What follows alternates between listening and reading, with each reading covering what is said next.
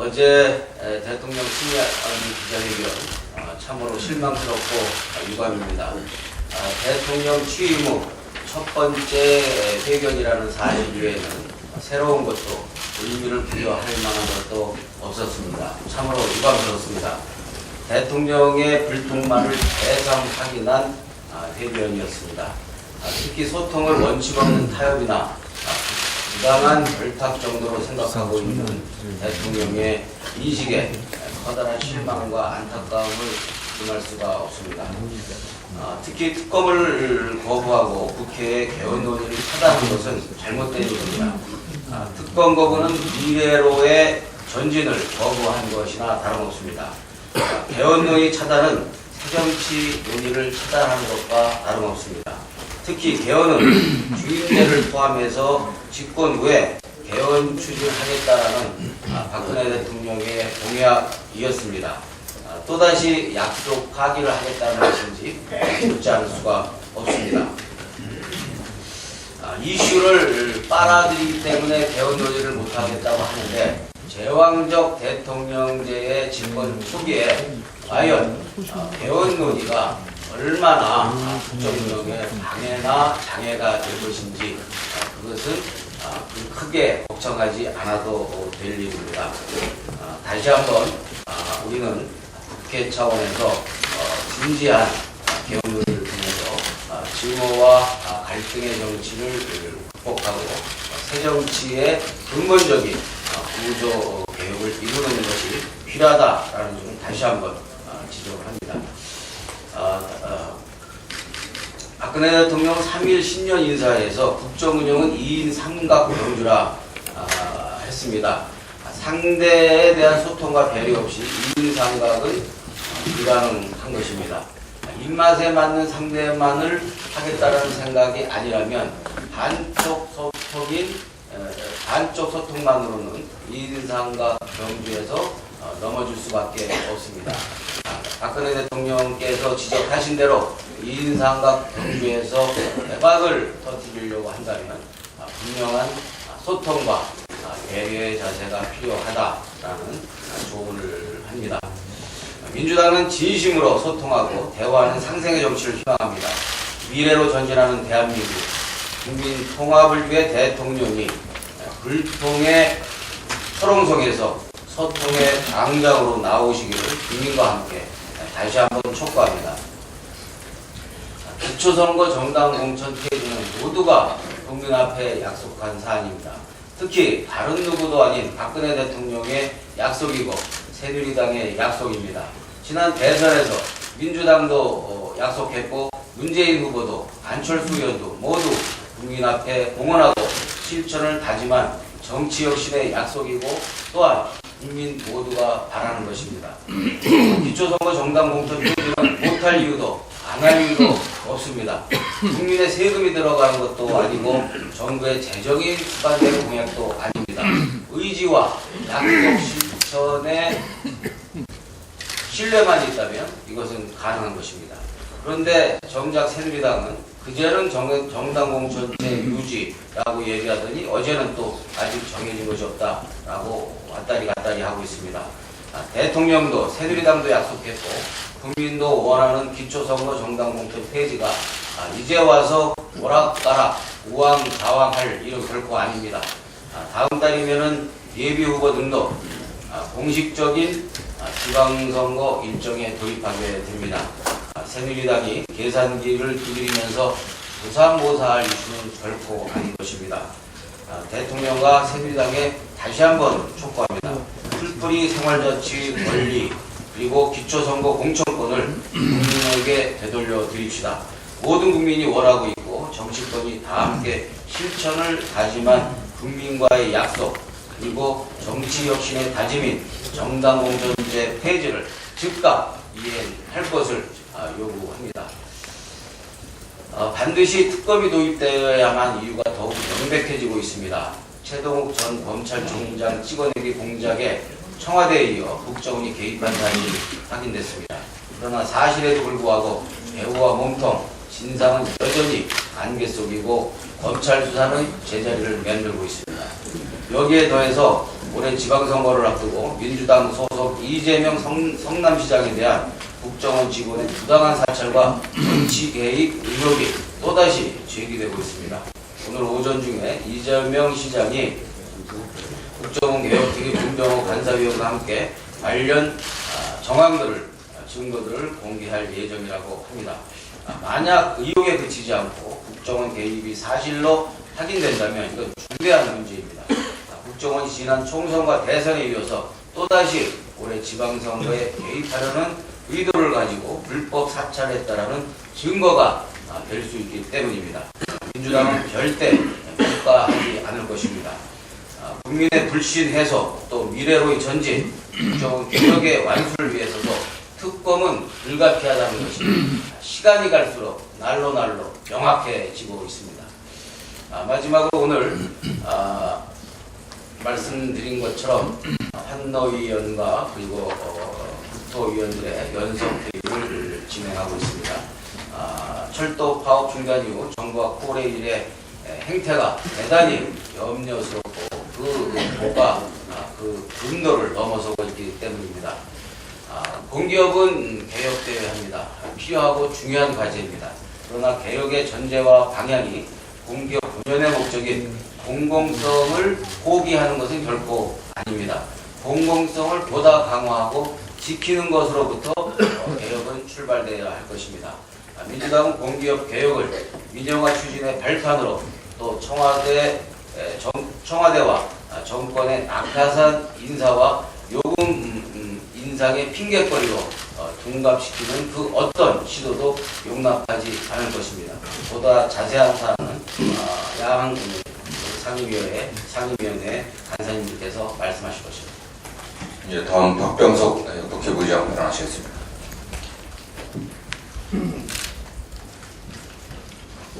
예. 어제 대통령의 기자회견은 소통의 진정한 의미가 무엇인가에 관한 심각한 국민적 논의를 불러일으키고 있습니다. 야당이 그동안 핵심적으로 주장했던 여러 가지 사항에 대하여 모두가 수용하지 않았습니다. 국회의석의 42%, 대선의 49%를 얻은 야당의 일관된 주장을 모두 거부해야 되는가 하는 문제에 대하여 유감을 표시합니다. 어제 대통령의 기자회견 중 통일 문제에 대하여 전향적 자세를 보인 것을 환영합니다. 특히 이산가족 상봉은 우리 정치 이념을 떠난 인륜에 관한 문제입니다. 북측도 즉각 조건 없이 실행함으로써 남북 교류의 물꼬를 트고 인륜의 문제에 호응하기 바랍니다. 그리고 어제 약속한 대로 인도적 지원과 정부 민간의 교류에 대해서 정부가 좀 더 적극적으로 나서기를 희망합니다. 또 하나 정부에게 강력히 좀 촉구하고 싶은 게 있습니다. 어제 대통령께서 통일은 대박이다 이렇게 말씀을 하셨는데 대한민국 정부, 세계 유일한 분단국인 대한민국 정부에는 통일 비용이 얼마가 들어간다, 55조부터 277조가 들어간다 하는 통계는 있지만 통일이 된 뒤에는 얼마나 효과가 있다, 통일 편익에 대한 연구는 단 하나가 없습니다. 저는 일관되게 국민들에게 올바른 통일에 대한 인식을 심어주고 통일에 대한 분위기를 조성하기 위해서는 국가가, 정부가 통일에 대한 편익에 관한 본격적 연구의 결과물을 내놓으라고 주장했습니다. 작년 예산에서 상임위에서 5억을 증액해서 보냈는데 정부는 또 거부했습니다. 진정으로 통일이 대박이라면 통일 이후에 얼마만한 편익이 있는지, 효과가 있는지에 대한 권위 있는 확실한 증거를 범정부적으로 연구해서 결과물을 내놓기를 촉구합니다. 마지막으로 한 말씀 더 드리겠습니다. 동북아 정치 지형이 급변하고 있습니다. 남북이 스스로 문명을 개척해야 됩니다. 육자회담에 조건 없이 빠른 시일 내에 개최되기를 희망하고 정부의 전향적 조치를 촉구합니다. 이상입니다. 네, 다음 장병환 정치기의장 발언하시겠습니다. 박근혜 대통령이 예상했던 대로 어제 기자회견에서 서비스 산업 육성을 핵심 의제로 선정하고 대폭적인 규제 완화 의지를 표명했습니다. 특히 박 대통령은 보건 의료 분야를 대표적으로 언급하며 관련부터 부처 협동 TF를 운영하고 이미 발표한 규제 완화 대책을 신속히 이행하겠다고 강조했습니다. 이는 결국 의료와 교육 등 공공 영역에 대한 영유아 정책을 밀어붙이겠다는 대국민 선전포고나 다름없습니다. 원격 의료와 영리병원으로 대표되는 의료 영유아 정책에 대해서는 새누리당 의원들마저도 공개 석상에서 강한 반대를 하고 있는데 이를 깡그리 무시하겠다는 박 대통령의 사고는 엄연한 국민 무시와 불통 정치의 전형이 아닐 수 없습니다. 민주당은 국민들이 반대하는 의료 영유아 정책에 대해 반대 의사를 명확히 피력하는 바이며 이 박근혜 정부가 국민과 국회를 무시하고 이를 계속 밀어붙인다면 전면적인 반대 투쟁에 직면할 것임을 경고합니다. 신일 독재미화 교학사 교과서 선정을 처리한 20개 교육부는 이례적으로 특별조사관을 파견하였습니다. 압력에 의한 교학사 교과서 채택 양심 선언이 있을 때도 가만히 있더니 당초 채택한 거의 모든 학교가 선정을 처리하자 특별조사에 들어가는 것은 누가 봐도 채택 변경을 막으려는 압박이라고 아니할 수 없습니다.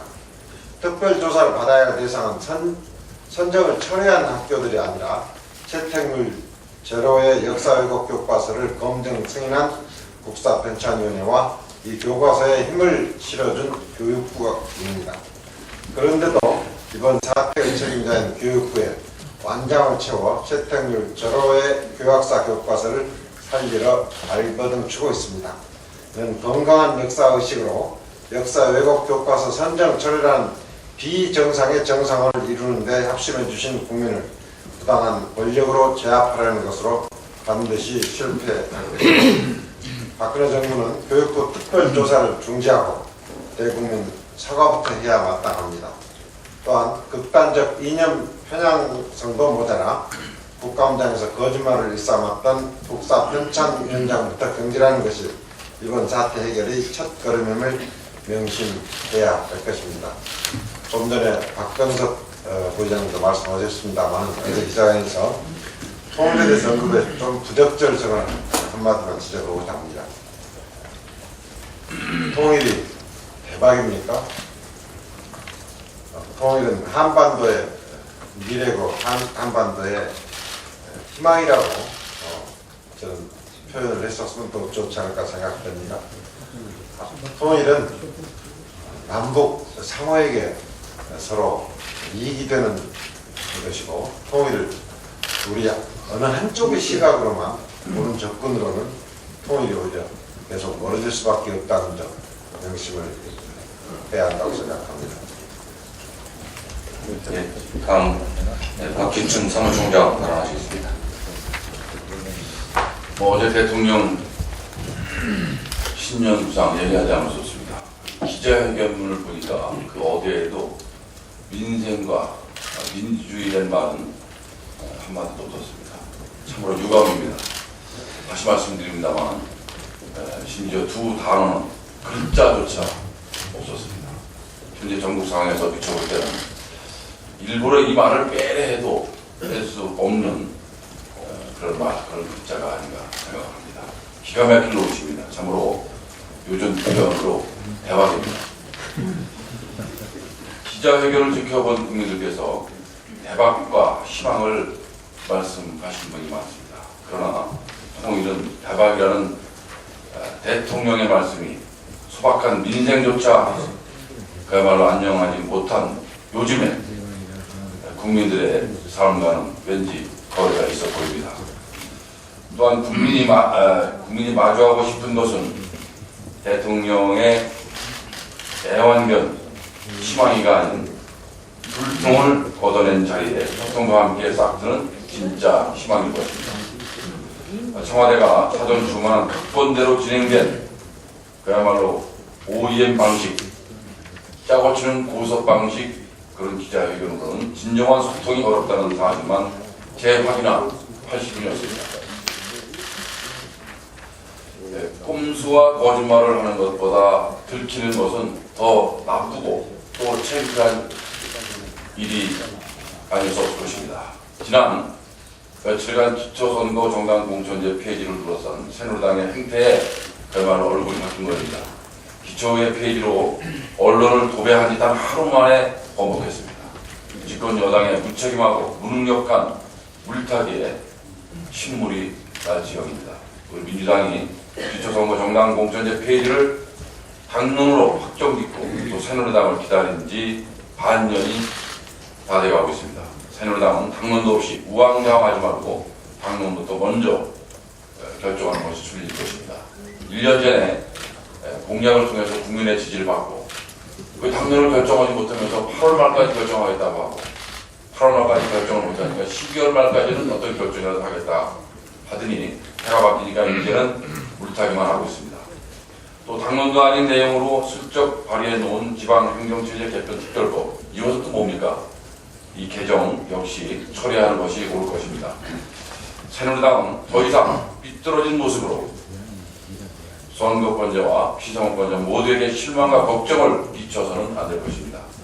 민주당의 앞선 결정을 그 결정에 진정성을 갖고 함께할 때 기초선거 공정공천제에 대한 비정상의 정상화 길이 열린다는 사실을 명심하시기 바랍니다. 이상입니다. 네, 다음 홍영표 한노위 간사 발언하시겠습니다. 네. 적당한 타협은 진정한 소통이 아니다. 역시 불통 대통령당은 박근혜 대통령이 기자회견에서 한 이야기입니다. 공동체는 신뢰와 도덕으로 유지가 됩니다. 그것이 무너졌을 때 최소한의 도덕으로 필요한 것이 법입니다. 어제 박근혜 대통령은 법과 원칙을 이야기했습니다. 그것은 과거에도 독재자들이 항상 하던 이야기였습니다. 나와 의견이 다르면 받아들이지 않겠다. 이것을 분명하게 천명한 것이 어제 기자회견이라고 저는 생각합니다. 지난 연말에 철도노조 파업이 파국을 막고 극적으로 대화를 통해서 해결되어서 모든 국민이 환영한 바 있습니다. 그런데 당시에 그 대화와 타협을 통한 해결의 정신이 사라지고 지금 정부에서는 철도공사 노조에 대해서 전방위적인 탄압으로 일관하고 있습니다. 현재 12월 26일 날 노조를 상대로 해서 116억 가압류 신청을 한 바 있습니다만 12월 31일 날은 철도 노조를 상대로 해서 152억 900만 원의 손해배상 신청을 했습니다. 그리고 8,797명을 직위 해제했습니다만 6일 현재까지도 6,824명에 대해서 직위 해제 처분이 계속되고 있습니다. 그리고 뿐만 아니라 본사의 145명, 지역본부 378명, 총 523명을 징계위원회에 해부하고 있습니다. 그 외에도 주요 간부들에 대한 구속, 영장 청구 등의 전방위적인 탄압이 자행되고 있습니다. 이것은 무엇을 말합니까? 당시에 국민들이 정말 파국을 맞고 대화를 통해서 해결한 것에 대해서 박수를 보냈는데 그것에 대해서 정부가 뺨을 때리는 거라고 생각합니다. 이 철도 노조의 파업은 그 수서발 KTX에 대한 경쟁체제 도입, 이것에 반대하는 것입니다. 그리고 철도 노조의 주장이 맞다는 사실이 속속 드러나고 있습니다. 지금 새로 만들어지는 수서 KTX 그 자회사의 근로 조건이 지금 코레일 공사보다 10%가 더 높다고 하는 그런 문서가 나왔습니다. 그 다음에 이번에 경쟁체제 도입은 민영화를 위한 첫걸음이다. 이런 내부 문서도 발견이 됐습니다. 이것은 국민들이 민영화를 반대하고 그렇기 때문에 정부에서도 민영화를 하지 않겠다고 몇 번 공언하는 것과 정면으로 배치되는 그러한 증거들입니다. 그런 상황에서 이 철도 노조를 인정하지 않고 이번 기회에 완전히 노조를 없애버리겠다는 어떤 청와대 반의 그런 공안적 시각에서 이렇게 탄압이 지속되고 있다고 생각이 됩니다. 지금이라도 민영화를 하지 않겠다면 그것을 위한 제도적 장치를 분명하게 만들고 철도 노조의 정당한 주장에 대해서 받아들여야 됩니다. 그리고 헌법에 보장된 노동 3권을 이렇게 짓밟는 탄압이 즉각 중단되어야 합니다. 이상입니다. 네, 다음 이윤석 국토위간사 발언하겠습니다. 예, 철도산업발전소위원회 야당직 간사를 맡고 있는 이윤석 의원입니다. 저희들은 12월 31일 날 1차 회의를 했고 다음 주 초에 또 2차 회의를 하겠습니다. 첫 회의에서는 저희들의 활동 기간은 3월 31일까지 3개월 동안으로 했고 철도 현안 사업에 대해서 모든 걸 열어놓고 상의하기로 하였습니다. 저희 민주당에서는 우선적으로 이 민영화를 하지 않겠다는 대통령, 총리, 장관, 코레일 사장, 새누리당에게 첫 번째로 저희들이 이 성과물로 나타내야 할 것이 그들이 말했던 것처럼 민영화를 하지 않겠다는 그 말씀 그대로를 여야가 소위원회에 법률적으로 자구로 넣자는 것입니다. 이런 일을 위해서 최선을 다할 것입니다. 가까스로 22일 만에 참 철도 파업이 철회가 되었습니다. 현재 수배자를 제외한 전원이 업무에 복귀한 상황이며 수배자들도 자진 출석을 하고 있습니다. 정말 어렵게 여야의 노력으로 이 파업이 철회되고 대화의 장이 마련되었음에도 정부와 코레일은 강경 노선을 견지하고 있습니다. 사측은 파업과 관련해서 500명 이상을 징계위원회에 요구하고 노조 측에 손해배상을 청구하고 노조 조합비에 대한 가압류를 하고 있습니다. 경찰은 계속된 법원 후 영장 기고하기도 불구하고 지난 4일 자진 출석한 노조 8명에 대해 또다시 무더기로 구속 영장을 신청했습니다. 이들이 앞서 신청된 구속 영장에 대해서 법원의 입장은 사업에 큰 혼란과 손해를 초래했는지 엄밀한 법적 판단이 필요하다. 또는 피해자가 향후 수사에 응하지 않거나 도주할 가능성이 높지 않다. 역할, 지위 및 가담 정도 등을 종합하면 구속할 필요성을 있다고 보기가 어렵다 등의 이유로 영장을 연일 기각하고 있습니다.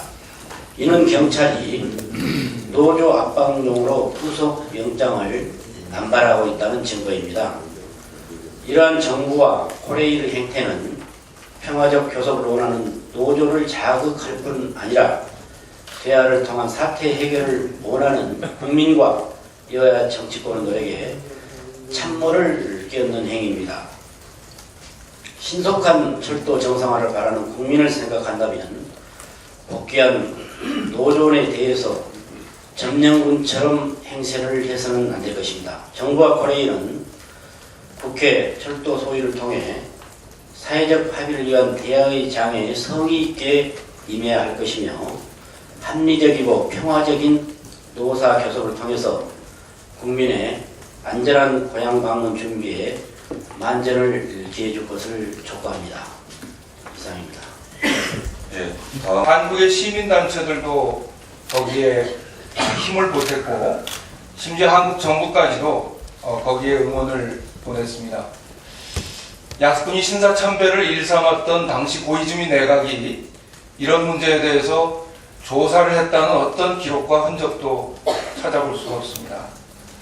그런데 대한민국 교육부는 대통령이 기자회견에서 역사교과서를 언급하자마자 그리고 여당 지도부가 개탄하자마자 그날 오후에 바로 교학사 역사 교과서를 채택했다가 재심의한 20개 학교를 특별조사하겠다고 발표했습니다.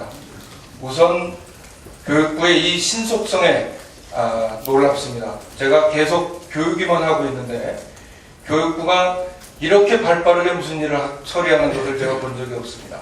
그리고 처음에 검정 단계에서부터 마지막 수정심의 단계까지 오로지 교학사 교과서 구하기에 열중했던 교육부가 마지막까지 교학사 역사 교과서 구하기에 나서고 있는 것 아닌가 하는 생각을 금할 수가 없습니다. 교육부의 특별조사 자체가 바로 정치적 외압입니다. 교육부가 외압이 있었는지 조사한다고 하는데 전례가 없는 일입니다. 정부가 외압을 행사해서 교학사 역사 교과서를 채택하게 압박하려는 것입니다. 참고로 교육부가 학교에 보낸 범인정 교과용 도서 선정 매뉴얼 규정을 보면 필요한 경우에는 교과협의회나 학교 운영위에서 재심할 수 있다고 분명히 근거 조항이 있습니다. 재심할 수 있는 것입니다. 그런데 재선정한 것을 문제 삼는 것은 잘못된 일입니다. 제가 자료를 보여드리겠습니다. 이것은 미래를 여는 청년 포럼이라는 뉴라이트 청년단체가 교학사 역사 교과서 채택을 유도하기 위해서 전국에 있는 학교 교장과 학교 운영위원들에게 보낸 홍보물입니다. 그리고 이것은 대구 지역 학교 운영위원회 협의회의 명목으로 교학사 역사 교과서를 유도하기 위해 보낸 공문입니다. 안행부의 예산을 받는 조그마한 청년단체가 만들었다고 보기에는 비용도 많이 들었을 것이고 야당 의원에 대한 공격까지 담아있는 이 홍보물에 분명히 배후가 있을 것이라고 교육부에 몇 차례나 조사를 요청했지만 교육부는 이런 외압에 대해서 조사하지 않았습니다. 그런데 시민단체, 학부모, 동문들이 나서서 하는 것을 외압이라고 규정하고 특별조사한다는 것은 바로 그 행위 자체가 교육부의 외압이라고 볼 수밖에 없고 박근혜 대통령이 비정상을 정상으로 돌리겠다고 얘기했던 그런 일들은 바로 이런 교육부의 행태에서부터 바로잡도록 해야 할 것이라는 점을 강조드리겠습니다. 이상입니다. 지금 이 판넬에서 보시는 것처럼 징계 고지가 됐습니다. 그리고 징계의 규모를 보시면 아까 이 본사 145명, 그다음에 파업선동 및 적극가담 시 378명에서 523명인데 이것이 대부분 해고가 될 것이라고 예상이 되고 있기 때문에 이것은 일종의 대략 학살입니다. 거기다가 보통 징계위원회 심의 대상자 명단이 지금 나와 있고요. 9시 30분, 그러니까 1월 9일부터 2월 14일까지 매일 하루 종일 30분씩 징계위원회를 회부해서 이게 한 명씩 30분씩 회부해서 하루 종일 부사장 이하 임원진 전체가 오직 한 달 넘게 징계에만 매달리고 있겠다라고 지금 이렇게 징계 계획서를 내놨습니다. 그래서 이 판노위와 국토위 여야 간사께서 긴급하게 좀 연석회의를 소집을 요청을 하신 거고, 특히 이것이 지금 국토위 소위에서 열리고 있는 철도산업 발전 소위의 논의 자체를 부정하는 것일 뿐만 아니라 사실은 국민철도에 대한 일방적 탄압을 의미하는 것이라고 생각해서 좀 민주당 차원에서 긴급하게 탄압 저지 및 국민철도 유지를 위한 어떤 이 행동 계획이 필요하다고 생각합니다. 감사합니다.